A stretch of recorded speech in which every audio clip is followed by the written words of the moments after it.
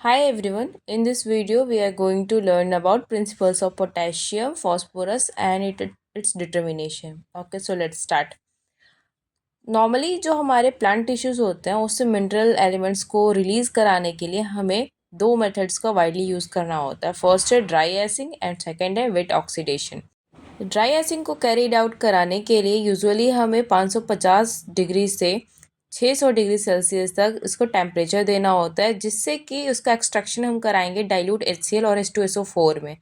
इसका डिटरमाइनिंग कराने के लिए एलिमेंट्स का हमें एशिंग करनी होती है. टेम्परेचर जो 600 डिग्री कम से कम होनी चाहिए, जिससे कि वोलेटिलाइजेशन लॉस नहीं होगा पोटेशियम और फॉस्फोरस का. एंड जो फॉस्फोरस है उसका लॉस रोका जाए, इसके लिए हम ड्राई एसिंग करते हैं presence of alkali like MgNO3 का होल्टॉइस इन अल्कोहल. और अल्टरनेटिवली इसे हम इग्नाइट करेंगे मफल फर्नेस में 400 से 450 डिग्री सेल्सियस टेम्परेचर पे, जो कि ये प्रिवेंट करता है लॉस ऑफ पोटेशियम. एंड जो वोलेटिलाइजेशन है सल्फ़र और कैल्शियम का, वो भी यहाँ कम हो जाता है. एंड इसके लिए हमें इग्नाइट करना होता है, जिसके लिए कि हमें प्रिवेंट करेंगे इस चीज़ को. जो सल्फ़र और कैल्शियम का जो लॉस है, इसके लिए हमें ऐड करना पड़ेगा सोडियम कार्बोनेट Na2CO3, जिससे कि फॉस्फोरस या फिर जो माइक्रो एलिमेंट्स है वो स्टॉप हो जाएंगे. उससे जो एरर्स आ रहे थे वो आना बंद हो जाएगा. और ये जो रीजंस हैं उससे कंपैरेटिवली ज़्यादा टाइम लेते हैं ड्राई एसिंग के कंपैरिजन में. So dry ashing is only occasionally adopted. Mostly हम वेट ऑक्सीडेशन को एम्प्लॉय करते हैं ऑक्सीडाइजिंग के लिए, जैसे कि HNO3, H2SO4 एंड HClO4. तो ये तीनों ट्राई एसिड मिक्सचर्स थे और HNO3 और HClO4 डाई एसिड्स है, जिसको यूज़ करते हैं हम HClO4 को जिससे कि अवॉइड होगा वोलेटिलाइजेशन लॉस पोटेशियम का. एंड इससे एक क्लियर सॉल्यूशन हमें मिल जाएगा. वाइल H2SO4 हेल्प करता है ये कंप्लीटिंग ऑक्सीडेशन को कंप्लीट करने में. एंड HClO4 जो है, इसे हीट जब करेंगे तो एक एनहाइड्रस HClO4 मिलेगा, जिससे डिसोसिएशन होता है नेसेंट क्लोराइड का और ऑक्सीजन का, जिसके बाद में ऑक्सीडेशन का जो स्पीड था वो इंक्रीज हो जाता है, उसकी एफिशिएंसी बढ़ जाती है हाई टेम्परेचर पे. And direct contact of HClO4, अगर इसका डायरेक्ट कांटेक्ट होता है प्लांट सैंपल्स के साथ में, तो ये इसके बाद एक्सप्लोजन भी हो सकता है, फायर भी लग सकती है. इसलिए प्री डाइजेशन कराना होता है सैंपल का इन HNO3, जिसको मोस्टली प्रीफर करते हैं डाइजेशन के लिए.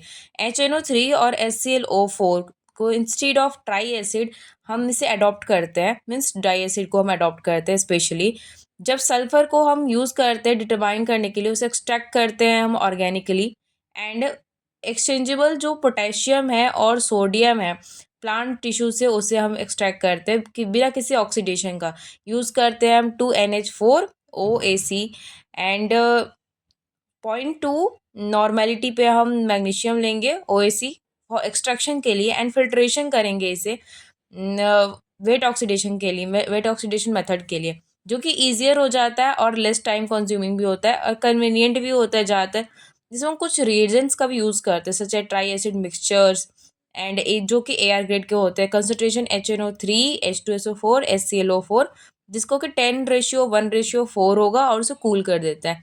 अब प्रोसीजर की बात करेंगे तो ट्रांसफ़र करेंगे 0.51 gram of dry and processed plant sample को 250 ml ऑफ कॉनिकल फ्लास्क में and 5 ml of concentrated HNO3. उसे रखेंगे ग्लास फनल में और उसे फ्लास्क को हम प्लेस कर देंगे वाटर बाथ में और इसे हीट करेंगे 100 डिग्री सेल्सियस पे फॉर अबाउट 30 मिनट्स. उसे शिफ्ट करेंगे फ्लास्क को एक हॉट प्लेट में और इसे हीट करेंगे 180 टू 200 डिग्री सेल्सियस. मेज़र करेंगे टेम्परेचर को, फ्लास्क में कंटेन करेंगे ग्लिसरॉल से, उसे हॉट प्लेट पे रख देंगे. अनबॉइलिंग तब तक करेंगे जब तक ड्राइनेस ना आ जाए. और वो जब कम्प्लीटली इसमें ड्राइंग हो जाएगी तो उसे कूल करेंगे and 5 ml try acid mixture डालेंगे. हीट करेंगे 180 डिग्री से 200 डिग्री सेल्सियस पे, जब तक कि एक डेंस वाइट फ्यूम ना मिल जाए. एंड उसे इवॉल्व होगा, वो एक कंटिन्यूस डाइजेशन प्रोसेस चलते रहेगा जब तक कि मिक्सचर जो है लार्जली वोलेटाइल ना हो जाए. If the content are still brown और cool a little and add करेंगे. अगर अभी भी वो ब्राउन है या फिर ठंडा है तो 3 से 4 ml ट्राई एसिड मिक्सचर डालेंगे और डाइजेशन को कंटिन्यू रखेंगे. जिसमें डिस्क्राइब हमने ऊपर ही कर दिया था कि बहुत रेयर है एंड स्टिल बहुत सफिशिएंट है ऑक्सीडाइज करने के लिए। रिमूव करेंगे फ्लास्क को जब तभी करेंगे जबकि बहुत ही कम मॉइस्ट, क्लियर और वाइट कंटेंट बचा रहेगा इंटायर क्वांटिटी में से। मीन्स जब वाइट कंटेंट बचा रहेगा तभी हमें उस फ्लास्क को हटाना है।